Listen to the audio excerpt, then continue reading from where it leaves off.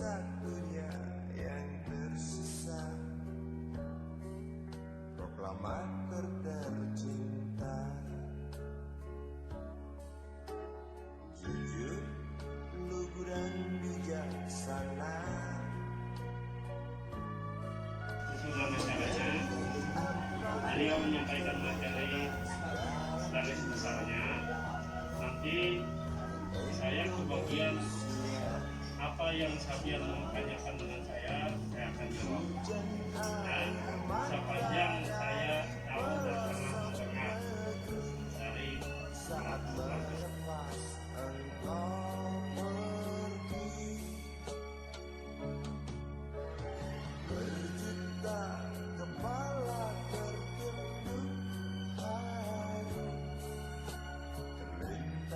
Bantingan meja bila rapat apa kata lapangannya. Pada dasarnya bakalan, pada dasarnya itu. Nah, tapi itulah aktivis zaman dulu. Sekarang alhamdulillah tidak seperti kami dulu Pak Limalah. Nah, jadi setelah saya tahu kaget saya ketika saya diundang, ternyata ayahanda dari Pak Alimul ini, ayahanda Muhammad Amin Effendi ini ternyata orang tua beliau. Itu yang saya kaget. Astagfirullahaladzim, kaget baru tahu saya. Nah itu akhirnya kita di 9 November 2020 tadi bertempat di rumah makan serba pedas kemalah. Alhamdulillah ada pedas memakai waktu makan saya. Cuma rumah makannya serba pedas judulnya. Ya, nah jadi itu saya sampaikan juga materi ini sama seperti yang disampaikan sebelumnya. Jadi tulisan ini intinya adalah secara pribadi tokoh ayahanda Amin Effendi ini orang organisatoris, jadi aktivis politik di tahun 42-45 beliau ini, jadi sesuai dengan masa-masa muda beliau. Nah, jadi saya membaca sebelumnya, sebelum proklamasi kemerdekaan tahun 1942 terselubung gerakan bawah tanah di Kalimun waktu beliau setelah berhenti kerja di sudah, nah, kemudian apa saja yang dibentuk komite nasional daerah, banyak sekali beliau ini aktivis di dalam persiapan transisi begini. Ketika proklamasi 17 Agustus 1945 oleh Insinyur Soekarno dan Hatta di Jakarta, berita itu tidak semudah sekarang sampai ke sini. Pemerintah Jepang melarang pengumuman itu. Kemudian nanti disusul datang sekutu. Nah, ketika sekutu datang, lalu dibonceni oleh nikah. Semua orang sudah tahu itu. Pelajaran SD ada aja juga lah paling belakang. Nikahnya ini yang bermain peran. Sekutu itu siapa? Australia yang datang. Nah, dibaca aja lah, ikrar, baca. Kedua, yang ingin tanyakan tuh itu bagaimana sih kedekatan tentara sayang yang membantu Patrick itu kenapa? Yang kedua tuh itu kenapa ada yang prajurit Patrick yang berkhianat dan membocorkan kepada tentara Nika. Sekian, terima kasih. Itu pesanan dari saya. Kita lanjut lagi coba. 3 paling ada 3 orang. Pertama tiga. Yang di luar kalau mau tanya silakan.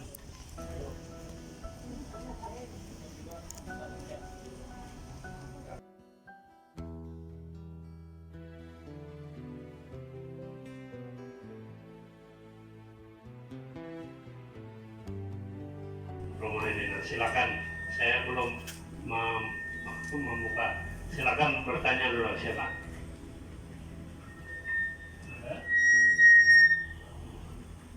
Warinya masih Kalau ada sementara masih jawab aja. Jawab dulu Ya ya. langsung Pak.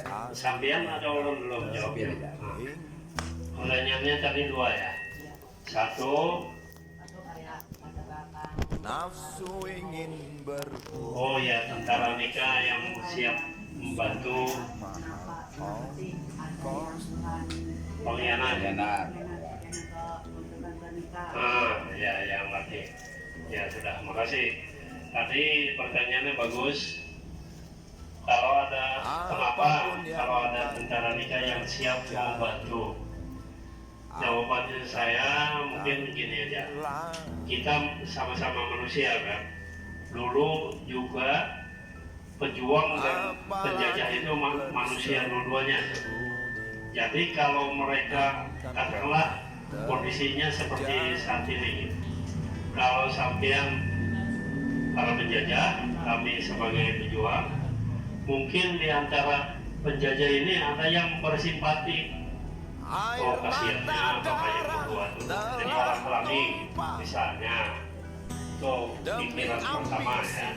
Terlepas misalnya mungkin karena ada juga mungkin ya, ini masih mungkin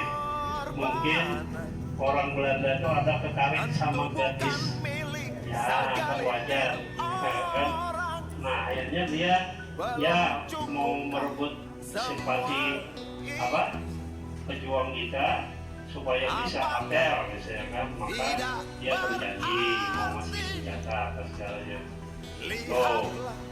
Nah kemudian yang kedua tadi pertanyaannya, kenapa masih ada pengkhianat yang membocorkan rencana-rencana strategis macam-macam ke pihak nikah atau pihak Belanda lah katakan.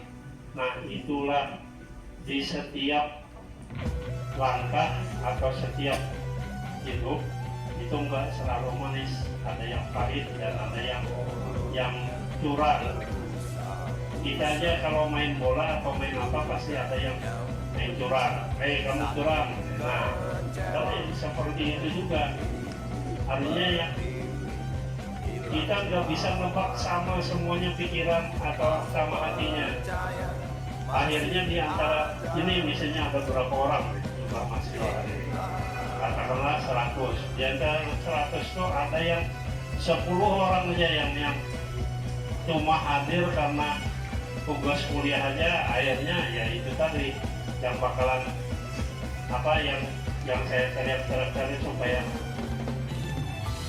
seluruh hidupku jadi siaga agar berbuih tancapkan di hati. Saya tanyakan itu Pak, kenapa yang lebih dari semifinal itu dua yang ada di Surabaya yang belum ada itu, padahal kalau kita lihat bahwa yang lebih dulu menggerakan itu di Kalimantan. Ya, sekian dari saya.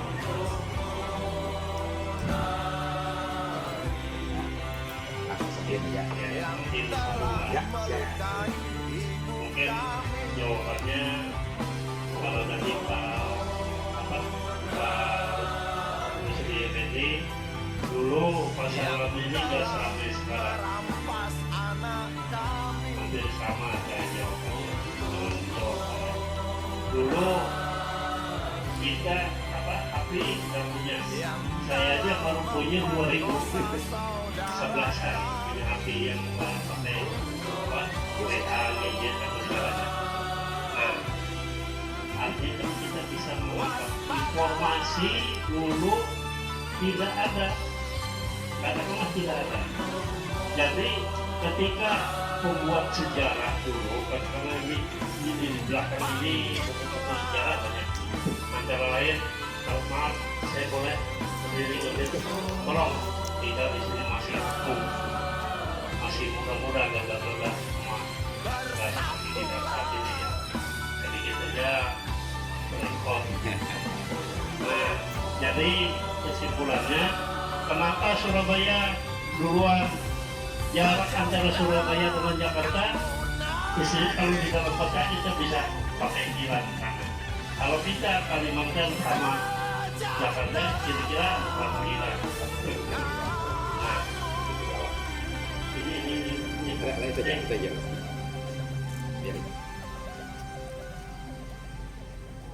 Iya. Supaya nyambung.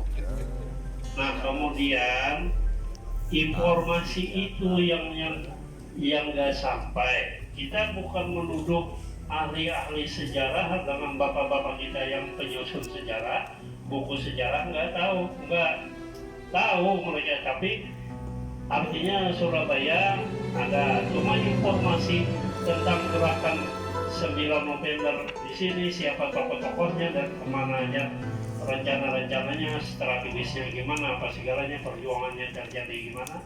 Nggak seterang seperti Janur Kuning di Jogja 11 Maret ya 11 Maret di Jogja Janur Kuning. Kemudian di Surabaya 10 November, karena itu kan dekat dan bahkan tokoh-tokohnya seperti Jenderal Soeharto itu kan tokoh, termasuk tokoh di Jogja, tokoh revolusi fisik di Jogja, sampai Pak Sudirman, presiden kita yang beberapa ya, presiden beberapa Soeharto kedua ya. Nah, itu pelaku sejarah. Jadi yang namanya pelaku sejarah ya otomatis dia cerita dengan dikumpulnya misalnya penyusun buku sejarah. Ini faktanya. Ya kalau kita di sini kan maaf, bapak saya atau kakek ini Pak Rusdi siapa? Bupati, bukan. Pedagang, mati. Atau pekerja serabutan, sudah pasti. Gimana mau akses mengumpulkan para ahli sejarah, penyusun sejarah? Orang sekolah aja dia masih syukur, masih bisa. Bapak saya terakhir pendidikan AIS. Itu kalau sekarang singkat SMP ya. Nah, tapi nggak tamat.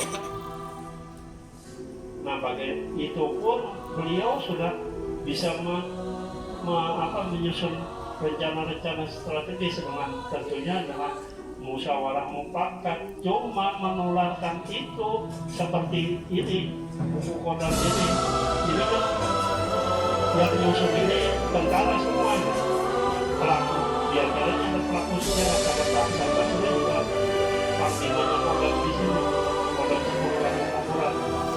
Nah, beliau ikut